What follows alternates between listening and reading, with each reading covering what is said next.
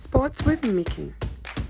This podcast is live and direct from the Windhoek Palm Hotel. Hello, welcome to Sports with Mickey. I'm Mickey, and here we talk about everything sports. Whether you like basketball, rugby, football, this is your cup of tea for everything. You know, we take it in, sip it, and enjoy. Today we're gonna talk about the world of basketball. You know, the bouncers, the ballers, the money makers. Like, you know, when you talk about basketball, we all think about legends like LeBron. You know, we think about money, coins, moolah. Speaking of money, I am joined by the Money Mike today. Hi. Hi Mickey, how are you? I'm good. How are you? I'm good, thanks. Welcome to Sports with Mickey. No, thank you for the invitation. You're welcome. To it, yeah. So, Money Mike, I like your name. How did you come up with Money Mike? Like, is it because what do you call it? When you score? When you score. It's not even a name that I came up with myself. I think growing up when I started playing the sports, I also didn't like this name, by the way. But it's so cool, yeah. Yeah, no. Later, I think down the stretch, I actually started liking it. Mm-hmm. I even got it tattooed on my arm, Money Mike. Okay. Yeah. So I got the name from a guy called Kobe. He still plays now. I think it was 2004, 2005. Mm-hmm. So I was a young guy back then. They just liked scoring. Like, I don't care about passing and whatnot. I just want to score and so on. So then every time when you score, it's money. And yeah, the guy I started noticed. saying Money Mike, Money Mike. So I didn't like the name initially, but then with time, it's just a name that got stuck. And yeah. So Mike is your money. name? Yeah, Mike is my name. Okay, yeah. and money comes from scoring. But I noticed this when I was at the second last finals of the basketball. You know, I'm new to this basketball world, and I went there as a first time. I only watch it on TV. And I went there and I was watching live, and it was so cool. But because every time you score or someone score, it's like money. And I'm like, oh, okay, so much fun. So tell me about yourself. What inspired your journey to become a basketball player? I mean, there's so many sports. Is it because you're tall? Funny enough, I was never tall. I think I became tall while playing the sport, basketball. I grew up playing soccer. My whole life I played soccer from primary school. What position were you playing in soccer? I was like a midfielder, I was a striker, but I enjoyed striking. I liked scoring goals. Yeah. And then I came to high school. I still played soccer. But somewhere along the line, I mean, at school we had most under 15s, under 17, under 19, and so on. So what happened then is most of the guys that would be like now not over age, that are maybe benching in their category, like under 17 or under 19. So those guys would the coaches would make some weird, I don't know how you call it, this weird corruption or whatever, for those guys to come play in our age group. So then us in our age group don't get to play anymore, and it just started looking a bit shaky. Like, I was like, why would I be here? Older guys are playing on our position and whatnot. It's like, you know what? I'll stay here, but let me go look for something else. So I had two short friends in my class, and they told me, we're playing basketball this coming weekend. I think it was a Tuesday. I've never played basketball my whole life. You don't remember what day it was? We have a game on Saturday, so come through. I'm like, okay, no, cool, I'll be there. And then that's how it started. Like, it just started out of the blue, and then the person started putting in work and so on. And basketball has now been almost the pillar of my whole life. Like, it has done so much for me. I mean, scholarship wise, taken me to different countries, and it's been basketball. That's awesome. So that was how it started. Yeah. Can you share a memorable experience that, since you said it has done so much for you, give me one coolest memorable experience you had in basketball? I have so many. I have so many, but I think the one that actually stood out is the fact that I got a basketball scholarship. So we were I think 2010. We were here preparing for this Kuksa Games. So basically, Kuksa Game are varsity games within southern Africa. So we went with the Namibian team to Botswana, where the games were held, and then while we were there, we were playing all these games, and then the coach from South Africa, one of the universities in South Africa, after our game, I think against them, I think we played exceptionally well. And just throughout the tournament, he came to me and said, "No, what do you do?" Like, "No, I'm studying." At that time, I was studying at Polytechnic of Namibia before it became national. Yeah. So I was studying accounting and finance there. So then he came to me and told me, like, "What do you do?" and so on. "I want you at my varsity next year. I want to give you a scholarship, awesome. fully paid scholarship. What your accommodation, your tuition fees, and all of that, Wow. fully paid." And it didn't sink in. It felt like it's a joke. Like I've never heard anything like that before. Yeah. And then as time went by, people went, we exchanged numbers, contact details, and so on. So the sports officer from that side mailed me my application form. I filled it in everything. And in January I was called, like, "Yo, you starting here."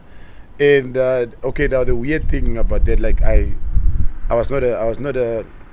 played like a point guard for our team because I had quite a tall team. What's a point guard? Point guard, so it's basically like the facilitator on the court, the guy that brings Like a up the striker? ball. No, actually the person that brings up the ball, passes it, makes sure that plays go.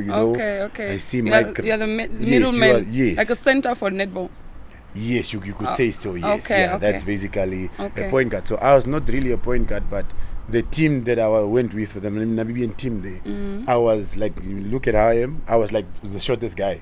You were all short my guys like were that? taller than me. Yes. What? So now when I was coming to the school, they said there's like a 6'8" point guard coming from Namibia, but I'm not a point guard. So like it was so. So the expectations were so high, and but I think that was the best thing that ever happened. I mean, basketball compared to South Africa to here, it's bigger out there. I mean, the basketball fraternity is so big. There's a vast of players out there, so it was really nice, especially for career wise. Speaking of expectations, what is your approach to dealing with pressure during such moments, like such crucial games, for example? How do you handle pressure? I think it has just become a norm now. Like, I mean, I've played so many games in my life, so many games that are when the game is on the line. I've won so many games with that on the line. I've lost some. Yeah, but how do you, if you know, like this game is really a do or die, how do you calm yourself? How do you mentally just prepare and just go in? I think every game just every game just comes like I won't say that there's a certain way that you prepare for a certain game. My ritual is always just the same. It's just the same for every game. I wake up, I know today we are going out there, we have to battle. We have our WhatsApp groups with our teams, send a bit of motivation to the guys. This is what's on the line. I mean, it's a do or die game today. So we either save our season or we go home. Okay, cool. So I have two questions for you. One, who was the toughest, this is now as an individual, who's the toughest opponent you've ever faced? Two, toughest team you have ever faced? This is now here in Namibia, right? Let's start Namibia and then we go international. Okay. Toughest opponent?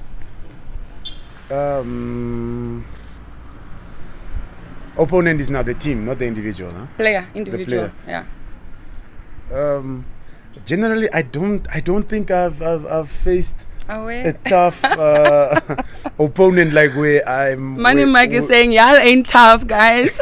No, like where I Bring wake it up, I'm shivering. Like I don't know how are we going to stop this person, or if this person is You've going to never been stop on me? the pitch and the player just like he's just he's just doing the most. And No, I don't think I've had that. Oh, I don't think Must I've be had nice. that. I mean, some games have been bad, but it's not to say that I've had like really a tough opponent where somebody is actually shutting me down, or somebody is trying to stop me. in your or team, like who's the tallest? in my team. Yeah. This year we had a new signing, Aki. He's from Nigeria.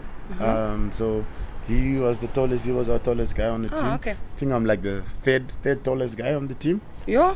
So yeah, I've never had any of that. And then And then team the toughest team. the toughest team in recent times has been. I think you came to our finals. Yeah, I was there. Yeah. So our rivals. I play for Unam Rebels. So our rivals are Unam Wolves. I think that's been our toughest team. That's been the toughest team I've played. They always look like a championship team. They are structured around winning. Yeah. They love winning. So they've been our toughest opponent. Yeah. Last year, this year we won. When you came through to the games, Yeah, we won. yeah. This we did back to back. So we won last year, and we won this I year. want to understand how, because like a basketball final, it's not one game. That's why I was so confused. I'm like, so you play, why is it like It's the a series, yeah. It's why a is it a series. series? Why not just one game, straight to the point, like football, like claro? I don't know why it's like that, but I also feel it's nice. I mean, it's a test of character. It's How a many test of- games is it in a? It's best out of 7.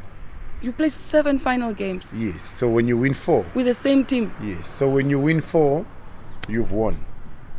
But what makes it? I think what makes it nice is you can lose, and tomorrow you can come back because you can come back Yeah. based on how the guys played the previous Yeah, day. you analyze and that. then you counter what they did. So I think that's what makes the series nice. So when I say that they are our toughest opponent, last year's series, we went down 2-0. They were up 2-0.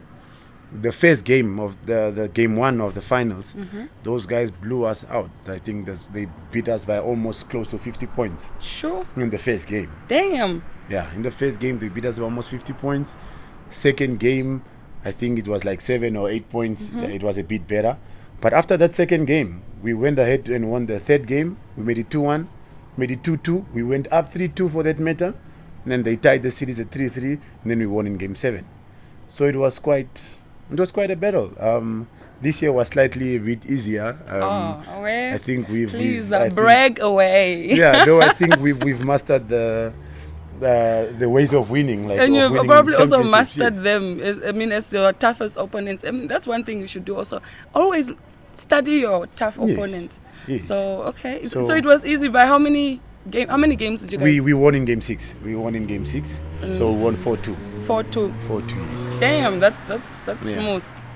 I like when it's just the basketball gods that didn't allow us, but in real aspect, it should have been 4-0. We should have like actually beaten those guys without them winning You went easy a on single them. game. No, I don't think we went easy. Something just went wrong. I don't know what it is, but hey, it does create that competition, and I'm sure the guys will come back next year Yeah. and stop our 3-peat, because next year if they don't do anything, we are definitely How many winning did you win so far? 2 2 years in a row. Last So you year are and this year. champions Back twice. to back, yeah, back to Away. back champions. So next year the aim is to do back to back to back. Back to back to And back. if we can hold it at least for 5 championships before we retire, some of us. 5 championships. if- Do you guys hear that? Wolves, please. 5 championships. Yeah. No, I'm putting my money on them next season. So watch out. They will come back tougher. No, definitely. I know they will come back. But they've disappointed a lot of people, a lot of their fans this year. Yeah. Last year, some have jumped the ship. I think our They fan crossed over base, to your team. our fan base is really growing now. And I mean the couple of signings as well. You know, when you get a player from one team, they used to support their team. Yeah. You know, they tag along. So I don't know if in the stands you hear, you'd always hear rebels. Yeah. Like Yeah. it and that whole thing gives us that oomph, that vuma, like to. So that's the importance of fans also. Yeah. Like Namibians don't understand. That's why we need platforms like this, so we can also get fans for you, and people can get interested in all kinds of sports. Fans are very important because it boosts your energy, it boosts your confidence also on the pitch. So what do you think about the basketball in Namibia, the industry? Is it the development of basketball? Development. I think we are getting there, but it's really moving at a slow pace. I've seen, I think a few years back, there was a program called Basketball Artist School. It's still in progress. When they started, it really looked beautiful. Because how the program started, they just they had a whole thing in Katutura where they went to different schools and just collected grade 5s from different schools. Yeah. Kids who never even played basketball for that matter, brought them to the program. They went through some trials. Those that looked like they had potential made the cut, and then they were part of the kids in the basketball artist school. And then few years later, 2-3 years later, this kid that could never even play basketball, the kids were doing really great. Like Wow. they were doing so great. The future looks so bright and so on. So I think that program is designed to do all of that. I just hope they can put in more work and let the kids out. You know, you can't confine them to just being What is the name of the program? a basketball artist school. So they call it BAS. Okay. Yes. That's So dope. they also have a team now in the league as well. So they are one of the programs that I think actually doing well. They're creating quite a number of basketball players, and some, you know, there are some in the north here and there. But the prominent one that I have seen and know of is this specific one. So it is doing well. I hope they get maybe more sponsors to pump in more money and make it a whole, you know, a whole big thing, and hopefully have a lot of basketball players. You know, we are really suffering as a sport because we don't have numbers. Yes. So in the palm of my hand, I swear I can count the basketball players that we have in the country. So How many clubs, basketball clubs? Because now I just know of you, and then obviously Wolves, and there's another one. The clubs, basketball clubs. We have quite a number of clubs in different regions. Apart from playing for UNAM Rebels, I am also the vice president of the Commerce Basketball Association. Okay.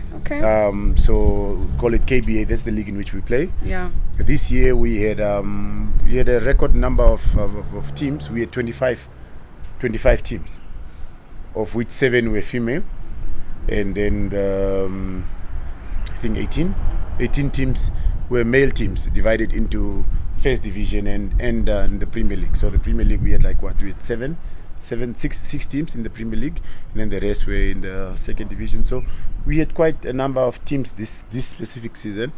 But in a nutshell, like the number of players in the country, like countrywide, I don't even think we exceed 2,000 basketball players. Where do you see basketball in the next decade? Where do you see Namibia's basketball? I mean, I'm an optimistic person. Yeah. I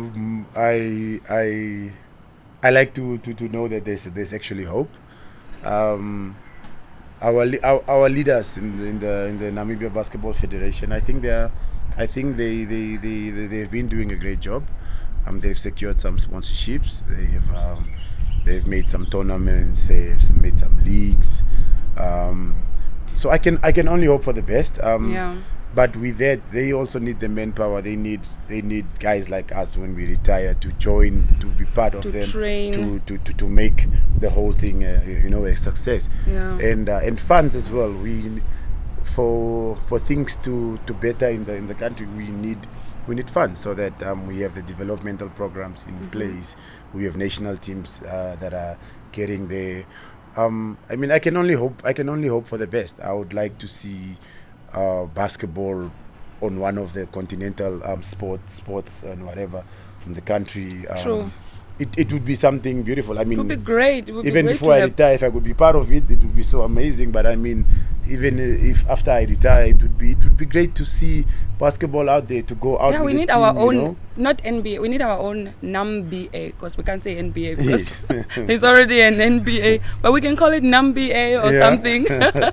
So yeah, so how has this game, this beautiful game of basketball, how has it helped you cope with challenges of life outside of court? It has done that in quite a number of ways. I think first of all, if it was not for basketball, I don't know what I would have been doing, because I mean sometimes, you know, after school, as a boy growing up in the hood, in the outskirts of Katutura, like you could resort to different things. You Yeah. know, you probably be in a gang, doing just Especially some, back then when the just some weird gangs, things. there were yes. so many gangs back then. It's either Yeah. you are into sport or you are in a gang. Yeah, so first of all, I think basketball took me off the streets. Like That's amazing. it played a pivotal role, you know, to just keep me off the streets. All I wanted to do is just to play basketball, and I think in the greater picture of it, it actually paid off. And just with dealing with stuff like there's so many things that come with it, you know. Like I think it was able to keep me healthy, you know, physically fit as well, and mentally as well. Like, you know, there's games where you really need to focus, you really need to think, you know, out of the box, and sometimes you need to think like a coach, you know. And yeah, so many of that. I Like think what? Because I know basketball is a game of discipline. What tricks that you learned in basketball that you can apply in real life? Like what tricks or rules that actually work in your life? yeah, like you mentioned, discipline. Discipline is one of them.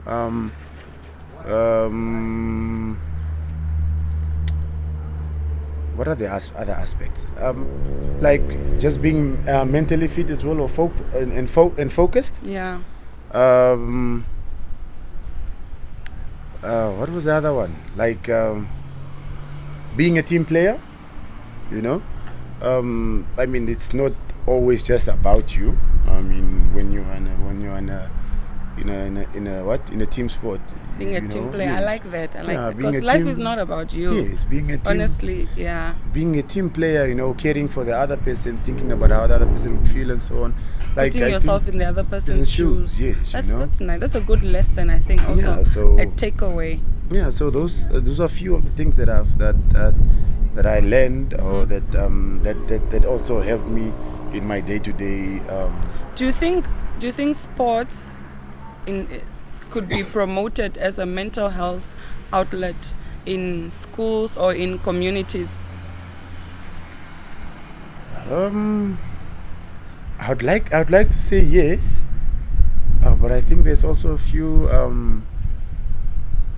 aspects that have to do with it, because I mean, in order for it to be like something like mental to help you and whatever, you should be willing to be doing the sport. Yeah. You know. You should be loving it. Yes, you should want to do it, Yeah. actually. So I mean, even if somebody doesn't want, you want to use this as a scapegoat for the person to, you know, to deal with to all of deal this, with, yeah. but they don't like the sport, they don't like it. I mean, that's why there it should be won't- more sports and more Yes. options in schools, so that also children can also be exposed to various sports and know what they like. Because I feel like Namibians, we could be good at so many sports, but we are not exposed to them.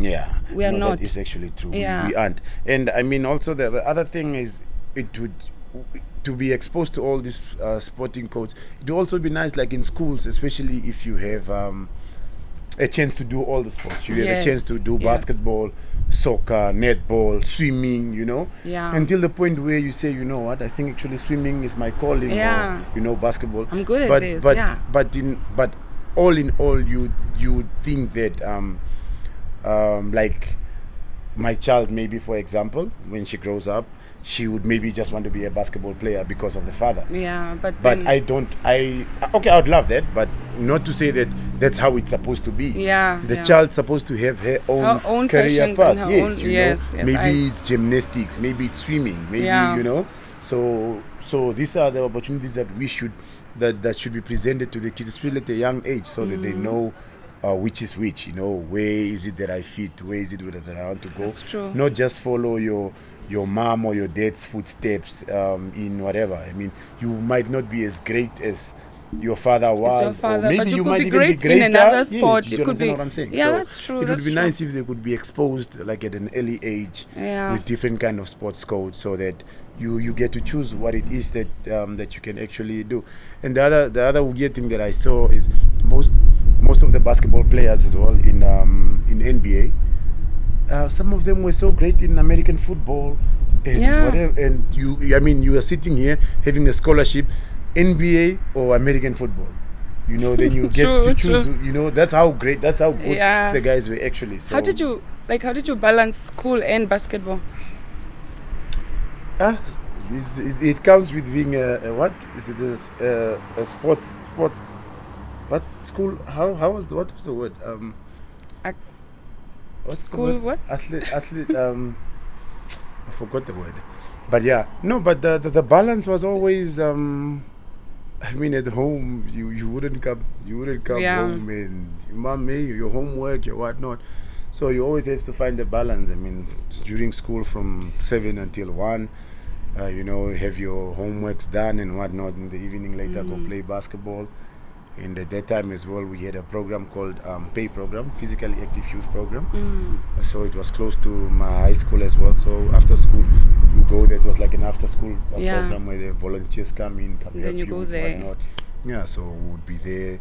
You do all of that, and then it actually quite helped. At the end of the day, you get to excel in your school and also as an awesome. athlete as well.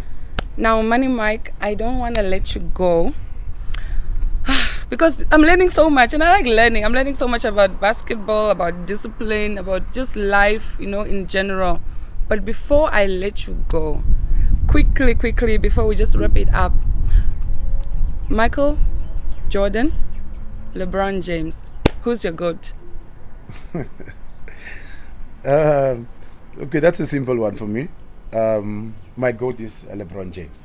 Of course. LeBron James is my GOAT. Why? I've always looked up to him. I think the way that I play is almost like him. Do you think he's better? Yes, he's way better. Oh wait, he said he plays like LeBron James. Yes, that's my guy.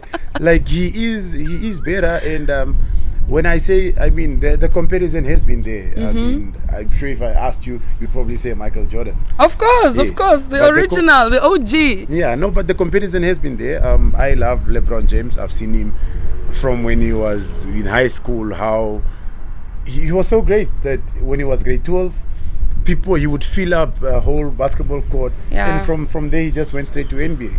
And I just like the way he plays. I like his lifestyle. Also his philanthropy. Yes. So the only difference between the two, I'll say it on camera as well, that I think that people say is, Michael Jordan was a clutch guy, he won 6 championships, he did all of that, but that's a team effort, and he also contributed it himself. Contributed? What do you mean? Yes, he did. But like style of play and, in this modern era, LeBron James is 39 now, and he's still doing, he's still breaking great records. That's my GOAT. Okay. Nobody can take the away from me or him even. I won't take it away from you, but my GOAT is always, Jordan. Yeah, because he has a shoe named after him, and I like the shoe.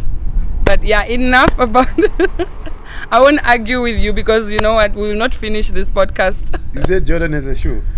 Yes. No, he is. At some point, even when initially when I started in the Money Mike name, at some point I always aspired to say that one day maybe there will be a Money Mike shoe. Oh, I just say for you. MM, MM. Adidas or Puma. So yeah, That's one day, dope. Yeah, Yeah. it would be nice to have something like that. But Yeah. I mean, it's not over yet, so you True. never know. Yeah. Thank you so much for joining me and joining my beautiful audience. It was a pleasure. I've learned so much, and it was so much fun talking to you. So with that said, from me and Windhoek Palm Hotel, guys, this was so much fun. Thank you for joining me, and please don't forget to like, comment, and subscribe. Bye.